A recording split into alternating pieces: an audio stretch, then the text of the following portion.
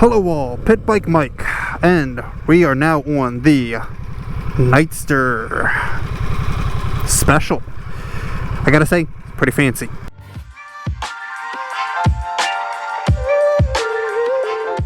First off, I want to say I'm only on a demo, so I only get to be able to ride for a few minutes.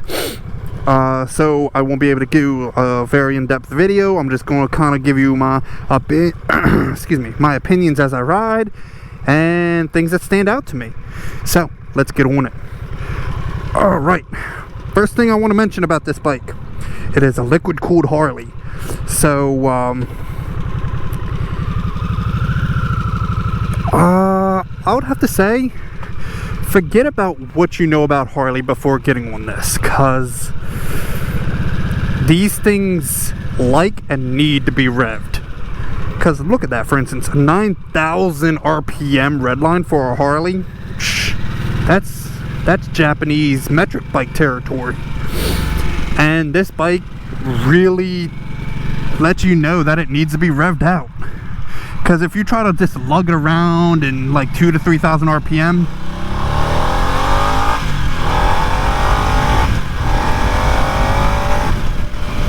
it does not like it. But when you get high RPM, this thing really comes into its own. It's actually pretty phenomenal for what it is. Alright, now let's start off with a couple things that I'm not a big fan of. The shifter on this bike. It gives you feedback when downshifting, but when you upshift, it just moves up, but you don't really feel it click. It just goes up and just stops when you're at the top range of its stroke. Where when you downshift, you feel it click. So that is one thing that I will admit is kind of weird when upshifting on this bike. Obviously you'd get used to it, but I'll admit I would prefer if there was a little bit more feedback on upshift. Alright, another thing I don't really like, these buttons for the cruise control and all that. There's really no feeling to it. Like, I kind of felt it come back just the smallest amount and it engaged, but I don't know, like, if you're,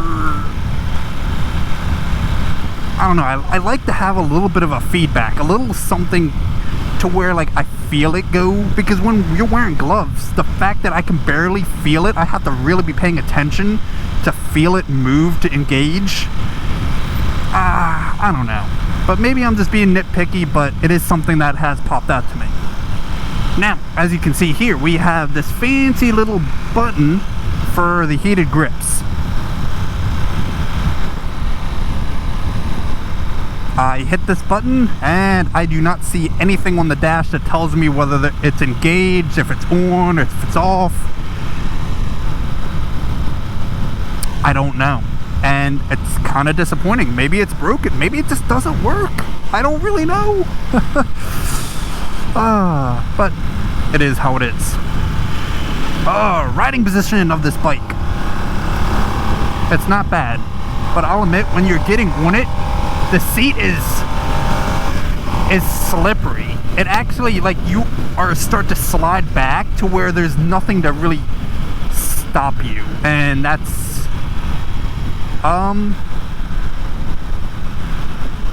yeah, I don't like that, especially when you're really trying to shit and get, and you're sliding off the back of the seat and you're holding on for dear life. It's definitely not the best. But this thing's got power, I'll tell you. You just have to forget that you're on a Harley and rev it out to find it. But once you find it, whew, it's good. Seating position, like I was saying, think of a naked bike, and that's kind of what you're on. The only difference is your feet are just a smidgen further forward. So let's just take me. If my naked bike would be, my feet would be here, but they're here. But seating position, I'm kind of just hunched over just a little bit. Not bad. Not bad, honestly. I kind of like it in a weird way. Kind of like it. If they fixed the feedback of these buttons, it would definitely be a top contender just for a cheap entry-level, you know, metric bike competitor. I know it's a mouthful, isn't it? But yeah, in the sport mode and all that good stuff, it's pretty fantastic. I do like it. Got that navigation screen, which I'd have to have my Bluetooth device hooked up to for that. All right, let's see what here it says on the bicycle thing. Gives me my coolant temp. It gives me all that good stuff. Still doesn't tell me anything about the heated grips, which is most unfortunate. Alrighty, coming to a stop. Neutral, super easy to get into neutral. Alright, let's see what else is on here. Settings. Alright, let's get back to the bike real quick.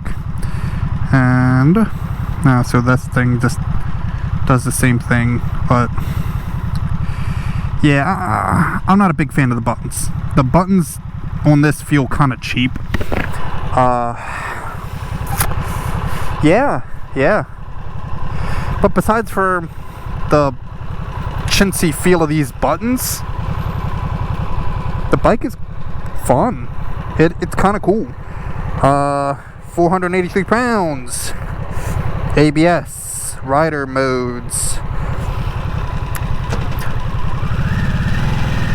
Interesting thing, for those that do not know, the gas tank is underneath of the seat of this bike. So this is all just facade, which, oh man, this thing really just gets. Woo-hoo-hoo. I gotta say, I really like this bike. This is kind of cool. This is kind of cool. Huh. Man, you would have thought that I ought to kind of like this bike. If they can figure out what's going on with that heated grip, because, you know, hey, I want heated grips. The bar end mirrors, I'll admit, suck. I can't stand these bar end mirrors. I'd have to have like normal ones put on. But besides those couple gripes, this bike is phenomenal. It is absolutely phenomenal. Oh yeah. Now the one thing I'll admit that's kind of weird is when the couple of times that I first started riding this bike and I've touched the brakes after it's been off, like, or even now I can feel it. It makes like a weird click. Like you can kind of feel like a click in the front, which is, it's odd. But besides that, this bike is pretty awesome, if I must say so. Kind of crazy, right? Well, I think that's probably going to conclude my thoughts mostly for this ride, unfortunately. But